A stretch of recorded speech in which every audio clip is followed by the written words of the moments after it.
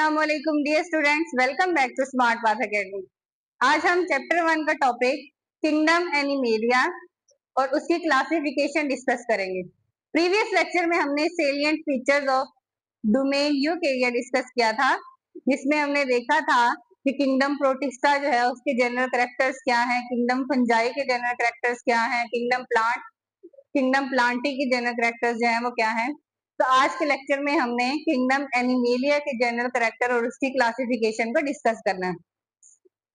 सो kingdom animalia जो है उसके किंगडम एनिमेलिया के जनरल कैरेक्टर्स क्या हैं। किंगडम एनिमेलिया यूकैरियोटिक होते हैं। यूकैरियोटिक क्या क्या मतलब होता है कि इनमें भी ट्रू न्यूक्लियस प्रेजेंट होता है। हेटेरोट्रॉफिक होते हैं।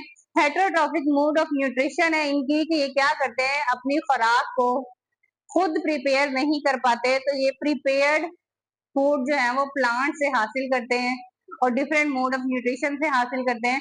तो इस वजह से इनको हेटेरोट्रॉफिक कहा जाता है। ये क्या करते हैं, अपनी फूड को इंजेस्ट करते हैं, इंगल्फ करते हैं। तो उसके अलावा ये कॉम्प्लेक्स मल्टी सेलुलर कहलाते हैं। कॉम्प्लेक्स मल्टी सेलुलर का मतलब क्या है, ये मैं पहले भी बता चुकी हूँ।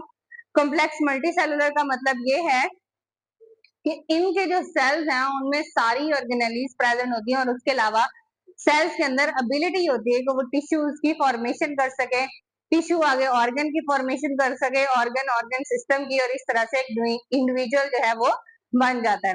उसके अलावा ये क्या होते हैं, एम्ब्रियो डेवलप करते हैं। बिल्कुल जैसे प्लांट्स एम्ब्रियो डेवलप करते हैं, उसी तरह एनिमल्स भी क्या करते हैं, एम्ब्रियो डेवलप करते हैं। जैसा कि अगर हम ह्यूमन की एग्जांपल लें तो ह्यूमन में 8 to 9 वीक से एम्ब्रियो की डेवलपमेंट स्टार्ट हो जाती है और उसके अलावा बर्थ से पहले तक वो क्या कहलाता है, एम्ब्रियो कहलाता है। और उसके बाद जो है आफ्टर बर्थ वो क्या कहलाता है, बेबी चाइल्ड कहलाता है। ये हमारे पास क्या है, एम्ब्रियो की डेवलपमेंट। नेक्स्ट हमारे पास इसकी किंगडम एनिमेलिया की क्लासिफिकेशन क्या है। तो हम वन बाय वन जो टोटल 9 फाइलम है, वन बाय वन हम सारे फाइलम को डिस्कस करेंगे, उनके जनरल कैरेक्टर्स को डिस्कस करेंगे। तो आज का जो हमारा फाइलम है वो है फाइलम पोरीफेरा। फाइलम पोरीफेरा जो है वो लैटिन वर्ड से अराइज हुआ है, लैटिन वर्ड का कॉम्बिनेशन है। और वो लैटिन वर्ड्स कौन कौन से हैं, पोर, पोर का क्या मतलब होता है, सुराख, और उसके अलावा फेरी मीन्स बेरी। ऐसे एनिमल्स या ऐसे ऑर्गेनिज्म किंगडम एनिमेलिया के, फाइलम पोरीफेरा के, जिनके अंदर सुराख प्रेजेंट होता है, सुराख बेरिंग, पोर्स बेरिंग एनिमल्स को क्या कहते हैं, पोरीफेरा कहा जाता है। और इसमें जो है सारे के सारे स्पॉन्ज आ जाते हैं, और स्पॉन्ज सारे क्या होते हैं, पोर्स बेरिंग होते हैं। अगर इनका हैबिटेट देखें तो हैबिटेट का क्या मतलब होता है, उनके रहने की जगह, कि वो कहाँ पे रहते हैं। तो इनका जो हैबिटेट है वो मोस्टली मेरीन होता है, और कुछ जो है वो फ्रेश वाटर में भी एग्जिस्ट करते हैं। अब इनमें मेरीन वाटर और फ्रेश वाटर में क्या डिफरेंस है। मेरीन वाटर के अंदर, मेरीन वाटर ऐसे वाटर को कहते हैं जिनमें साल्ट की कंसंट्रेशन ज्यादा होती है, जैसे ओशन, सी वगैरह। फ्रेश वाटर कौन सा वाटर होता है, ऐसा वाटर जहाँ पे साल्ट की कंसंट्रेशन कम होती है, जैसे हमारे रिवर्स हैं, पोन्ड्स हैं, लेक्स हैं। तो इनमें साल्ट की कंसंट्रेशन कम होती है, तो ये पीने के काबिल होता है। जबकि मेरीन वाटर जो है वो सॉल्टी होता है, सॉल्ट की कंसंट्रेशन ज्यादा होती है, लाइक सी एंड ओशंस। तो इनके जो मोस्टली है वो मेरीन वाटर होते हैं, मेरीन ऑर्गेनिज्म होते हैं, जबकि कुछ जो है वो फ्रेश वाटर में एग्जिस्ट करते हैं। अब जो मेरीन स्पॉन्ज है वो कौन कौन से हमारे पास, ल्यूकोसेलेनिया और इसके अलावा जो प्लेक्टेला जो है, ये दो उनकी एग्जाम्पल है मेरीन स्पॉन्ज की। जबकि फ्रेश वाटर स्पॉन्ज में स्पॉन्जेला इसकी एग्जाम्पल है। अब हम देख लेते हैं इसका स्ट्रक्चर कैसा होता है, इसकी सिमेट्री कैसी होती है, किस तरह से रिप्रोड्यूस होते हैं। तो हमारे पास आ जाता है इनके अंदर टिश्यू लेवल ऑर्गेनाइजेशन होती है या नहीं होती। सो ये जो है सबसे सिंपलेस्ट एनिमल कंसीडर किए जाते हैं, क्योंकि फाइलम पोरीफेरा के सारे स्पॉन्ज है वो सिंपलेस्ट ऑर्गेनिज्म है।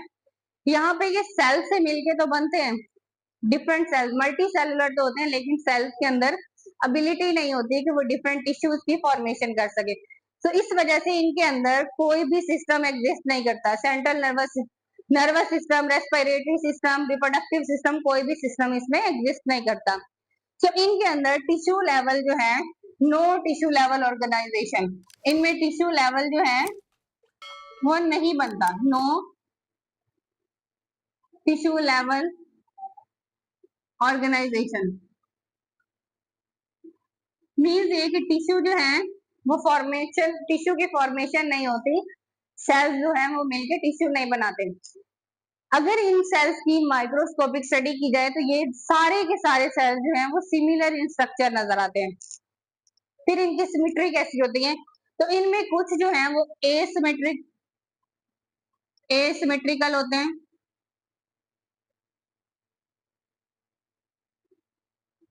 और कुछ जो होते हैं वो रेडियल होते हैं। अब एसिमेट्रिकल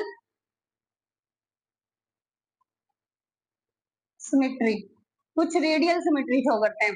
अब एसिमेट्रिकल और रेडियल सिमेट्री क्या होती है? एसिमेट्रिकल ऐसी सिमेट्री को कहते हैं जो कि उस ऑर्गेनिज्म को दो हिस्सों में डिवाइड ना कर पाए, दो इक्वल हाफ में डिवाइड ना कर पाए, उसके कोई भी किसी भी प्लेन में डिवीजन ना हो सकती हो, उसको हम कहते हैं एसिमेट्रिकल है।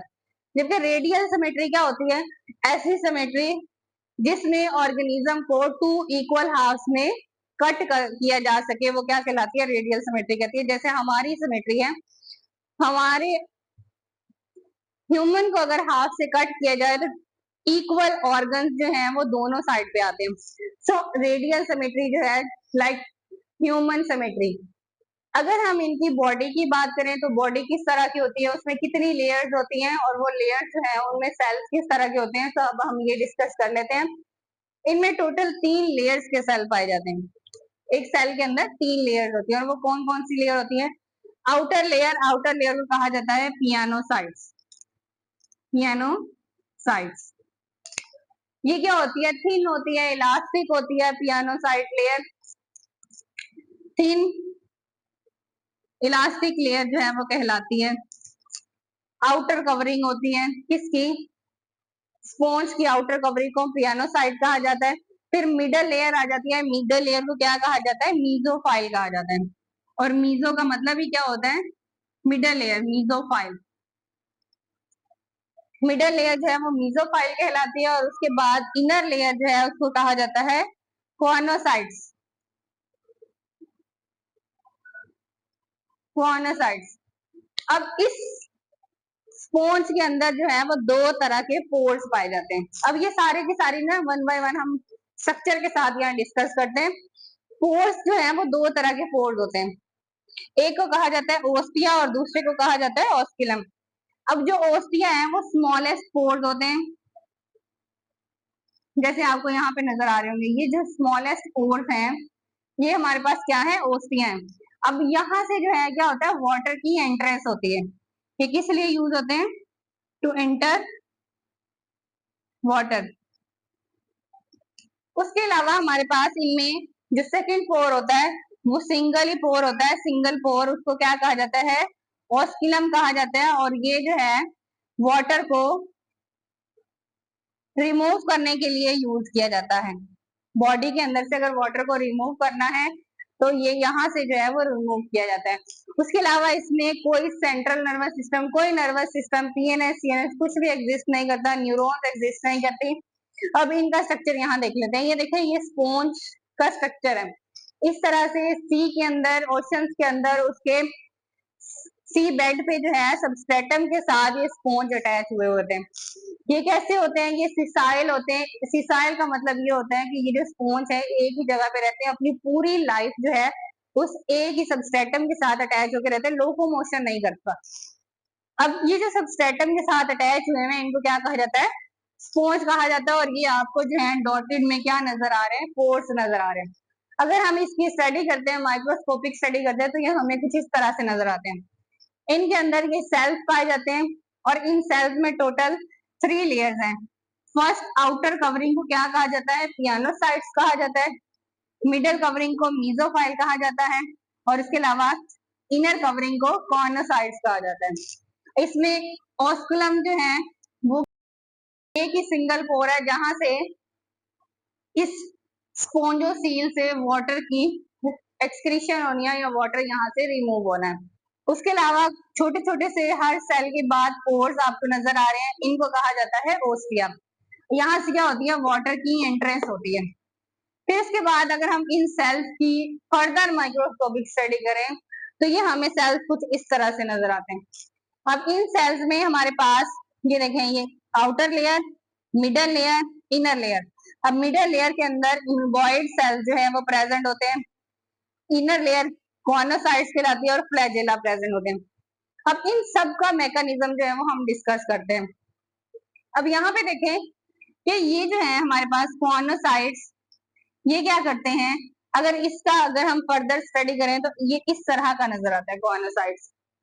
अब ये कॉर्नोसाइट्स में दो चीजें पाई जाती है, एक को फ्लैजेला कहा जाता है और एक को कॉलर कहा जाता है। अब इनका फंक्शन क्या होता है, ये ऑर्गेनिज्म, क्योंकि हमने ये कहा ये किंगडम एनिमेलिया से बिलोंग करते हैं, सो एनिमेलिया जो है वो क्या करते हैं, अपनी फूड को इंजेस्ट करते हैं। ये किस तरह से अपनी फूड जो है वो इनटेक करते हैं और किस तरह से उसको डाइजेस्ट करते हैं, ये सारा प्रोसेस जो है वो हम देखते हैं, क्योंकि हमने यही कहा कि ना इनमें डाइजेस्टिव सिस्टम होता है, ना रिप्रोडक्टिव सिस्टम होता है, रेस्पिरेटरी सिस्टम होता है, उसके अलावा पेरिफेरल सेंट्रल नर्वस सिस्टम कुछ भी इनमें प्रेजेंट नहीं होता। तो कौन सी ऐसी चीजें हैं जो इनको अलाइव रखती हैं और जिनकी वजह से ये जिंदा रह पाते हैं।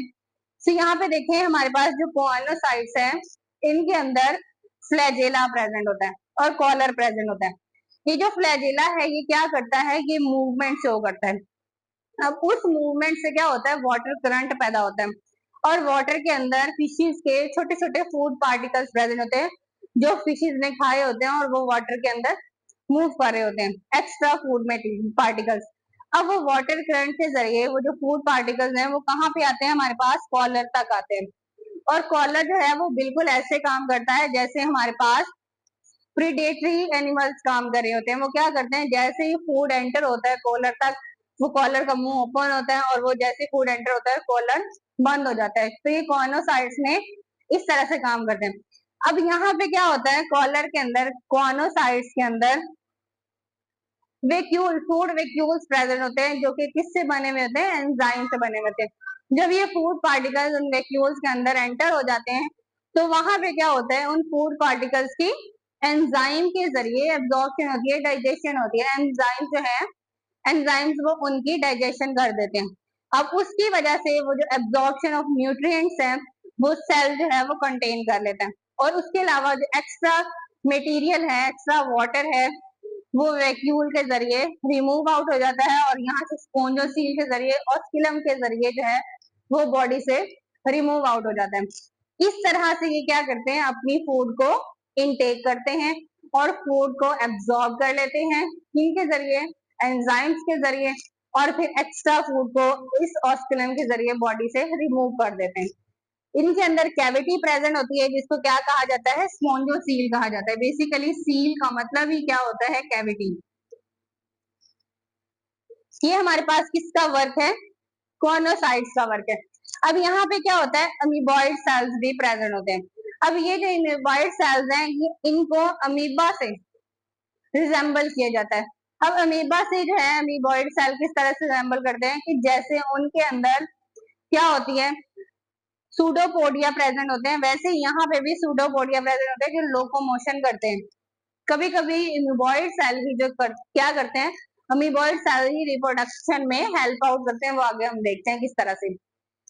अब यहाँ पे ये जो है पूरा इसका स्ट्रक्चर मैंने आपको बता दिया, इनकी लेयर्स बता दी, सील बता दी, ये इस तरह से वर्क करते हैं और इनमें कौन सी लेयर जो है वो डाइजेशन का अमल करती है। फिर उसके बाद हमारे पास आ जाती है कि इसकी रिप्रोडक्शन कैसी होती है। तो इनके अंदर जो है वो रिप्रोडक्टिव सिस्टम नहीं होता, तो इसका मतलब ये है कि इनमें रिप्रोडक्टिव ऑर्गन्स भी प्रेजेंट नहीं होते, सेक्स ऑर्गन्स, स्पर्म, एग्स वगैरह इनमें प्रेजेंट नहीं होते। तो इस वजह से ये क्या करते हैं, ए सेक्सुअल रिप्रोडक्शन करते हैं। अब उस ए सेक्सुअल रिप्रोडक्शन में कौन सी रिप्रोडक्शन होती है, इनमें होती है बडिंग, और इसके अलावा फ्रेगमेंटेशन। अब ये जो बडिंग और फ्रेगमेंटेशन है, ये किस तरह से होती है, कि क्या होता है कि स्पोंजोसील जो है वो क्या करता है, अपने साथ बड बनाना स्टार्ट कर देता है, और वो बड जो है वो अराइज होती है और एक न्यू ऑर्गेनिज्म, न्यू स्पॉन्ज जो है वो बना देती है। फिर इसके बाद फ्रेगमेंटेशन में क्या होता है कि कभी कभी इनका जो कोई हिस्सा जो है वो अलग हो जाता है, तो उससे न्यू ऑर्गेनिज्म बन जाता है। तीसरी इसमें अमीबॉइड सेल के जरिए जो है वो क्या होती है, रिप्रोडक्शन होती है, जिनमें गेम्यूल्स बन जाते हैं। नेक्स्ट हमारे पास रिप्रोडक्शन आ जाती है, गेम्यूल्स किस तरह से बनते हैं। तो कभी कभी क्या होता है कि जो पेरेंट सेल होते हैं उनके ऊपर जो है जब वो डाई हो जाते हैं तो उनके ऊपर एक रेजिस्टेंस कैप्सूल बन जाता है। जब वो डाई हो जाते हैं तो उनमें से गेम्यूल जो है वो रिलीज हो जाता है। अब उन गेम्यूल के रिलीज होने से वहां पे क्या होता है, अमीबॉइड सेल्स होते हैं। जो गेम्यूल्स हैं ये जो अमीबॉइड सेल्स हैं ये क्या करते हैं, न्यू ऑर्गेनिज्म में कन्वर्ट हो जाते हैं इन फेवरेबल कंडीशन। जब अनफेवरेबल कंडीशन होती है तो वो गेम्यूल जो है वो अपने ऊपर लेयर बना के रखते हैं कैल्शियम कार्बोनेट की, और जैसे ही वो क्या होते हैं, क्योंकि जो स्पॉन्ज है वो किससे बने हुए होते हैं, कैल्शियम कार्बोनेट से। वो कैप्सूल की जो लेयर बनाते हैं वो बेसिकली कैल्शियम कार्बोनेट की होती है। जैसे ही फेवरेबल कंडीशन आता है तो ये अमीबॉइड सेल जो है गेम्यूल्स रिलीज करते हैं अमीबॉइड सेल, और अमीबॉइड सेल जो है वो जनरेशन करते हैं और न्यू स्पॉन्ज बना देते हैं। तो यहाँ पे इनका फंक्शन क्या होता है, अमीबॉइड सेल्स जो हैं वो रिलीज करते हैं गेम्यूल्स और यहाँ से एक न्यू ऑर्गेनिज्म की फॉर्मेशन हो जाती है इनटू न्यू स्पॉन्ज। इस तरह से न्यू स्पॉन्ज जो है वो बन जाते हैं। फिर उसके बाद कुछ स्पॉन्ज जो है वो कमर्शियल पर्पस के लिए किस तरह से यूज होते हैं। सबसे कॉमन स्पॉन्ज जो हमारे घरों में यूज किया जाता है किसके लिए, हील्स को, हमारी जो हील्स हैं, एड़ियां हैं, उनको रगड़ने के लिए स्पॉन्ज यूज किए जाते हैं। तो वो स्पॉन्ज जो है वो कमर्शियली तैयार किए जाते हैं। किस तरह से, उनको जो है वो क्या किया जाता है, बीट किया जाता है, तब तक बीट और वॉश किया जाता है जब तक उनमें से सारे सेल्स जो हैं वो रिमूव आउट ना हो जाए। फिर उनको एक प्रॉपर शेप दी जाती है और वो स्पॉन्ज की शक्ल में आ जाते हैं। तो कमर्शियल पर्पस के लिए क्या किया जाता है, उनको वॉश किया जाता है, उनको बीट किया जाता है, और उसके अलावा बीट कब तक किया जाता है, until all cells are remove, और उनको एक प्रॉपर शेप दी जाती है जिससे क्या होते हैं, न्यू स्पॉन्ज जो है कमर्शियल स्पॉन्ज तैयार हो जाते हैं। तो इस तरह से कमर्शियल स्पॉन्ज जो है वो तैयार हो जाते हैं।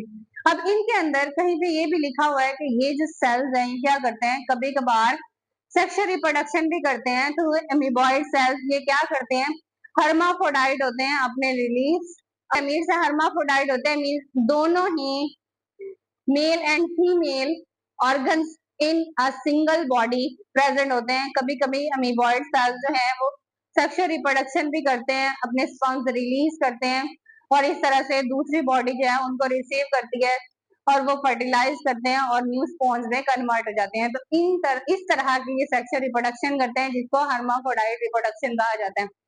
तो ये हमारे पास पूरे का पूरा फाइलम पोरिफेरा था जिसमें हमने ये देखा फाइलम पोरिफेरा के जनरल कैरेक्टर्स क्या हैं, उनका स्ट्रक्चर क्या है, कितनी लेयर्स प्रेजेंट हैं, उनमें कौन सी लेयर जो है वो डाइजेशन का प्रोसेस करती है, मीन्स ये कौन सी लेयर जो है वो इनटेक करती है फूड पार्टिकल्स को, और किस तरह से इनके अंदर जो है एब्जॉर्प्शन होती है न्यूट्रिएंट्स की, रिप्रोडक्शन कैसी होती है, और इसके अलावा ये कमर्शियल पर्पस के लिए कैसे यूज किए जाते हैं।